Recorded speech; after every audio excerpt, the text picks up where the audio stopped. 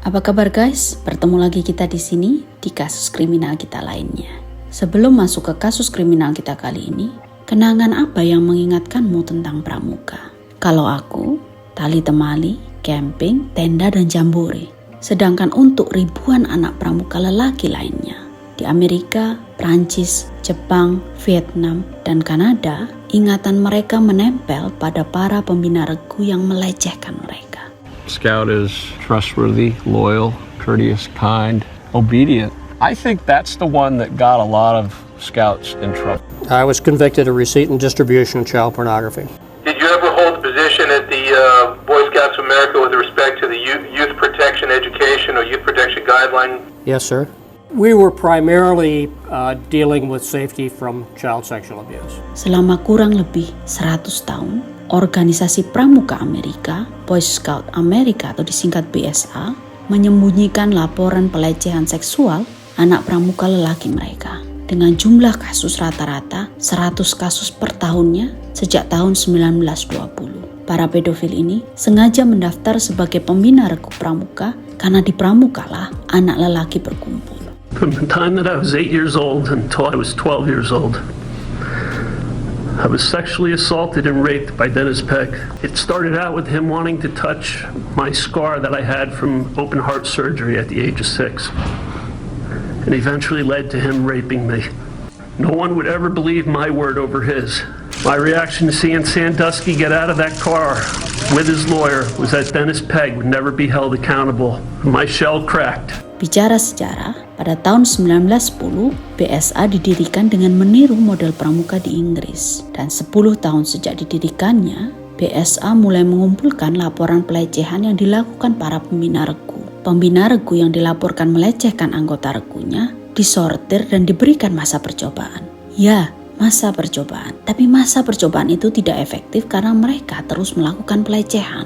Saat BSA berulang tahun perak di tahun 1935, mereka mengakui kalau mereka memecat ribuan pedofil dari organisasinya. Dan pada tahun 1971, mereka kembali mengakui kalau BSA menghancurkan ribuan file pedofil dengan kriteria pelaku berusia lebih dari 80 tahun dan diduga sudah meninggal. Baru setelah BSA dikukat tahun 2007 oleh 6 orang korban karena menutupi pelecehan seksual mereka pada tahun 80-an, juri dan hakim baru bisa mendapatkan ribuan dokumen yang mereka sebut file merah pedofil BSA. Juri dan hakim menghadiahi para korban 19 juta US dollar.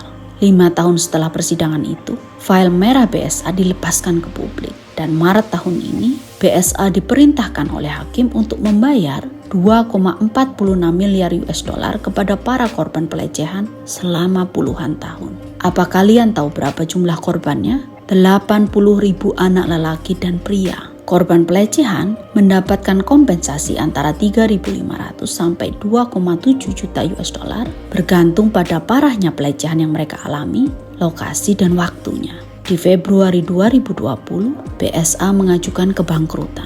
Salah satu hal yang cukup menakutkan di pelecehan seksual BSA adalah keterlibatan gereja yang membantu menutupi kasusnya. Gereja itu adalah Gereja Mormon, The Church of Jesus Christ of Latter-day Saints atau LDS, yang dituntut oleh 7 orang korban pada tahun 2020 dan seorang korban pada Januari tahun ini. At that point I started crying.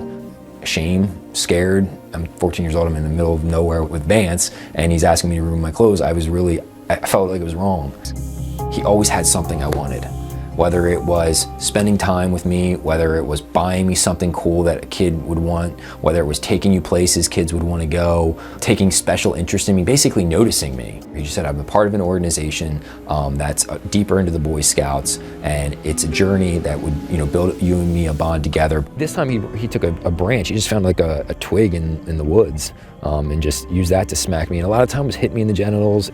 There's just one final thing. You need to fully commit to me as your brother, not my spirit guide anymore, but now as his brother in the brotherhood. And that's when he got on his knees and started to give me oral. I just sat there, tears rolling down my face, crying. The LDS Church knew that Vance Hine, this pedophile, was already kicked out of the scouting by the Boy Scouts of America. Sejarahnya, gereja LDS bermitra dengan BSA dan menjadi sponsor BSA 3 tahun sejak BSA didirikan. Program BSA kemudian diadopsi menjadi program LDS yang ditujukan untuk jemaat lelaki berusia 12-16 tahun.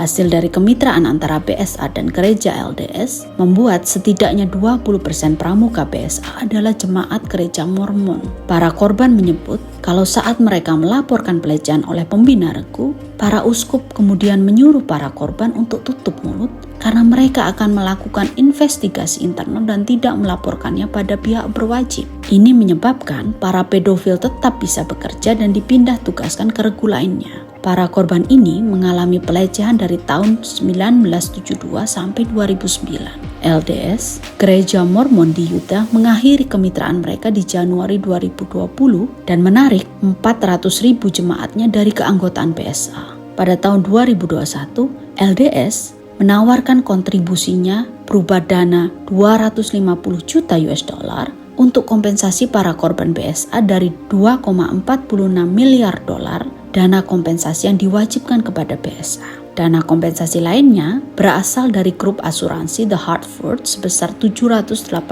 juta.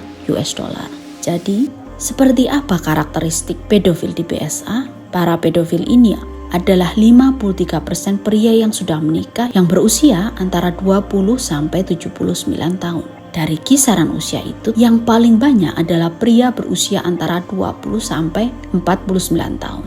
50% pedofil ini tidak memiliki anak yang mengikuti program pramuka di BSA. Pembina pedofil ini mengerjai korbannya di lokasi camping BSA, di tenda, di hutan, di rumah pembina, mobil, dan bahkan rumah korban sendiri.